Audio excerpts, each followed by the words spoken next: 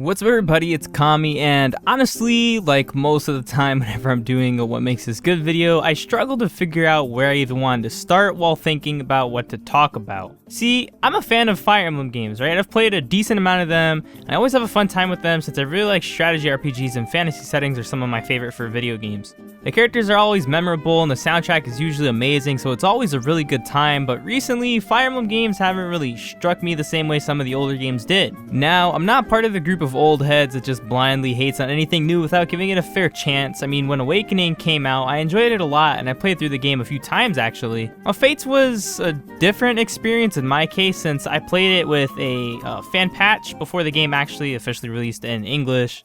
And so, you know, things were kind of just different. But even still, the game was kind of just not too great, but not too bad for my personal experience compared to the actual translation of the game.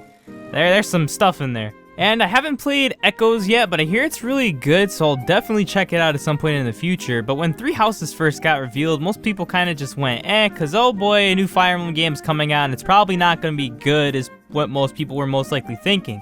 But the more and more of the game that they actually showed off, the more it seemed like a fun time, and I was really starting to like some of the ideas they were presenting. That being said, I didn't plan on getting the game right away since Marvel Ultimate Alliance 3 came out a week before, and I was really looking forward to that.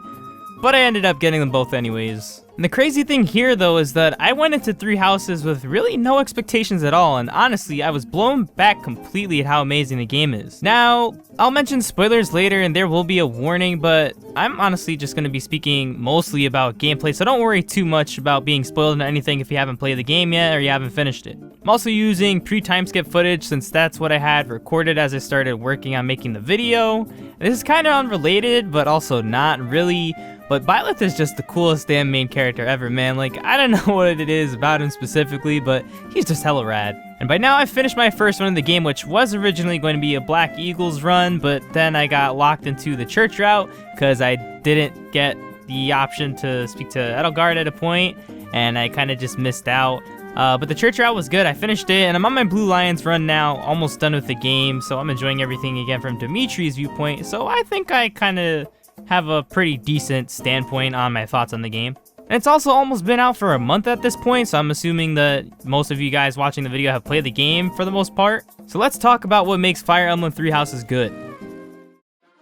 Three Houses definitely has the best gameplay a Fire Emblem game has ever had, and I'm so happy to just be able to say that. Not to say that any of the games before had terrible gameplay or else I wouldn't have enjoyed them as much as I did, but this game just does everything right, and its new mechanics are great. And there's really great quality of life changes here, and I specifically want to highlight what they did with the magic system. See, before you'd run out of tomes on your mages and you'd have to constantly buy new ones all the time whenever you had the chance to, and that can get tiring and always makes you spend extra money, so you have to, micromanage a little harder there.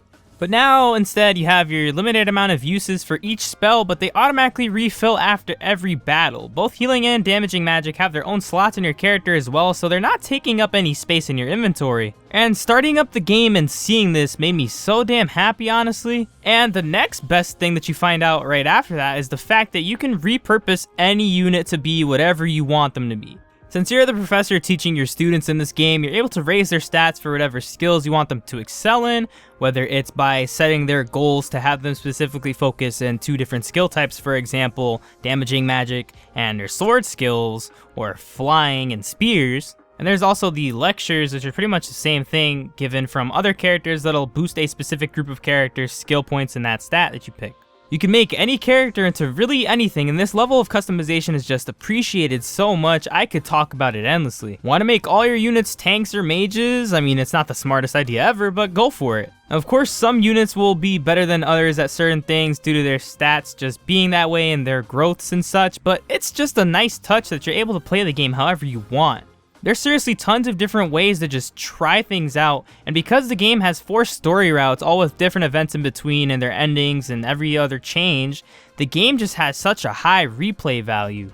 There's also these newly added battalions which you equip to your units that all have different effects that add another layer of thought to your strategies. There's stuff like the Disturbance Battalion that'll hinder an enemy's movement on the next turn, and even group healing battalions that are very useful. Enemies can also use battalions, so you definitely should look out for that as well. But ultimately, these battalions are so damn broken in a good way. It's definitely my favorite new mechanic added to 3 houses. You also now have these really big monster units that'll show up in some maps after a point in the game when they're introduced that actually have multiple health bars that you have to get rid of to actually defeat them. And I don't know how everyone else feels about all this, but I just find it neat since you can't just run in and blindly beat them for the most part. You still have to be pretty careful, especially on hard mode when you're attacking them, because they have really big AoE and ranged attacks that'll just smack the crap out of your units, especially in late game maps. And also, the regular daily school life aspect of the game is actually pretty fun as well. I mean, exploring the monastery for the first time is just such a blast, and speaking to all the different characters and seeing their interactions through the map as well as their supports is really nice. Gardening is fun and beneficial, fishing is very fun and beneficial, getting to sit down and eat with your units is just like really cool. And 3 Houses also just has so many good characters all throughout the game that it's really hard to dislike anyone, honestly, and the game does such an amazing job at establishing these relationships between yourself and the characters that by the end of the first run, you'll feel genuinely hurt when you have to kill one of your favorite characters that might be opposing you. Unless you're me and you're now deciding to recruit all the other students that you like on your subsequent playthroughs because you just don't want to see them go. And yeah, recruiting other units from the different houses is possible. You can either raise whatever stat they specify high enough or just get them to B rank support and they'll randomly ask to join you throughout the month. Just get them whatever gifts they like and do some tea times, as well as take these units with you into battle for the month and just do free battles and have them next to you so that you can grind out the support rank and they'll join you in no time. And while we're on the topic of all the houses, this is my very unbiased opinion, actually, I'm not joking here. Just pick whichever house you like the house leader for the most. See, before you actually make the decision, you're introduced to all of them, you get to talk to all the different characters and find out about them and see which one you like.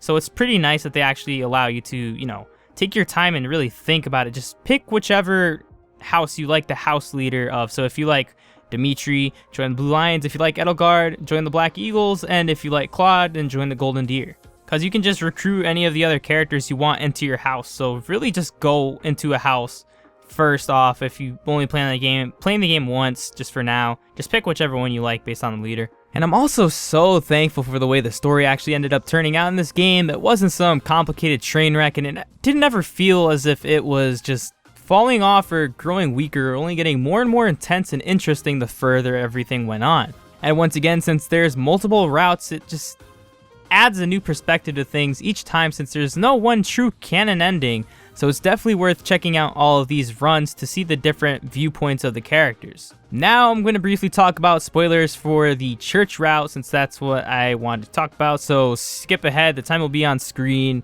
If you don't care about being spoiled or you already played through the church route, then you may know what I'm going to talk about. Last chance for a warning. Okay. So there's a major event that happens after the time skip in the late game that's been stuck in my head ever since I came across it. And that's the battle at Gronder. You see, normally in any of the other routes, this would be the big battle between the 3 houses again, except things are very serious here and the stakes are much higher than ever. Now on your respective route, since you're there, the outcome will always be different, but in the church route, you don't actually get the chance to go to the Battle of Gronder. You just finished a great battle taking over some of the Imperial Army's territory, and you stumble upon Gilbert, who's helping out Dimitri with his faction. And he actually mentions that the battle at Gronder is about to happen, and he asks for your help, but since you just finished fighting, everyone's exhausted, and it's not really a smart idea to continue going, so for now, you retreat. And Gilbert also mentions that this would most likely be the last time he sees any of you, since he's probably going to die, and he hopes that things go well, and this is where I already started to just think, oh no. Things are not going to go well at all. It's going to go really bad from here. They don't go well at all. Like seriously, shortly after you get back to the monastery, this panicking soldier walks in while you're trying to discuss your next move with Seteth and Flane, and then he just interrupts you to mention the news that he received of the battle at Gronder. And it turns out that Edelgard is fatally wounded, Dimitri is dead, and Claude is missing. Now on the church route, you're essentially the neutral party that's trying to also stop Edelgard and the Imperial Army, so Claude and Dimitri don't really have any issues with you, and they both ask to work with you at points as well as get your help.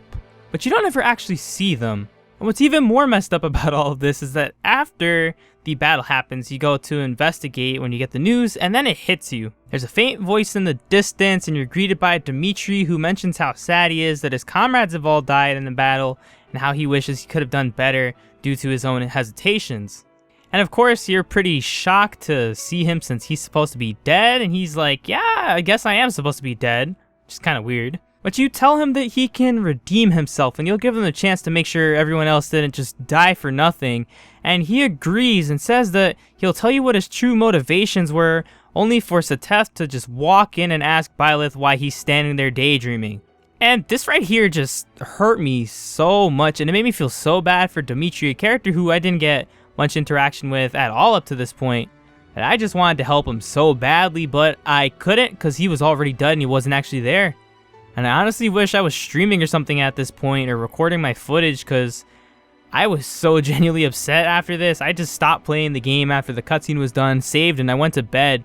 And I was like about 2 chapters away from finishing the game. I could have done it that night, but I just couldn't deal with the emotional toll this put on me. And this game is just full of these powerful moments that make you sympathize with a lot of different characters. And since everything is just morally gray here and there, and there's no one true good side or bad side to all the stuff that's going on, it really pulls your interest towards something new with each of these main encounters and battles. So overall, I think Fire Emblem Three Houses is an amazing game that did way better than I ever thought it would. It's one of the best games I've played this year, and that says a lot since 2019 has been full of great games that I've thoroughly enjoyed so much up to this point. And if you've never played a Fire Emblem game, or you weren't sure on whether or not you should check the game out, definitely go and give it a try. I highly recommend it to anybody, especially older fans out there who weren't sure if they should get it. Please do yourself a favor and check it out. You'll be surprised with just how good it is and how quickly it'll hook you in. So thank you guys so much for watching. If you enjoyed the video, leave a like, subscribe, comment, all that good stuff. Share with other people and let me know your thoughts down below on Fire Emblem Three Houses as well. Like, talk about anything. Of course, if you're going to talk about spoilers, then, you know, put a spoiler warning or not. I'm going to delete your shit because I don't want other people getting spoiled and getting angry about it. But seriously, guys, I hope everybody else is enjoying the game as much as I am. Post whatever house you join in the comments down below. Tell me your favorite character, who you romanced. All that stuff is just really cool and fun to talk about. So thank you guys so much for watching, and I'll see you guys next time. Peace.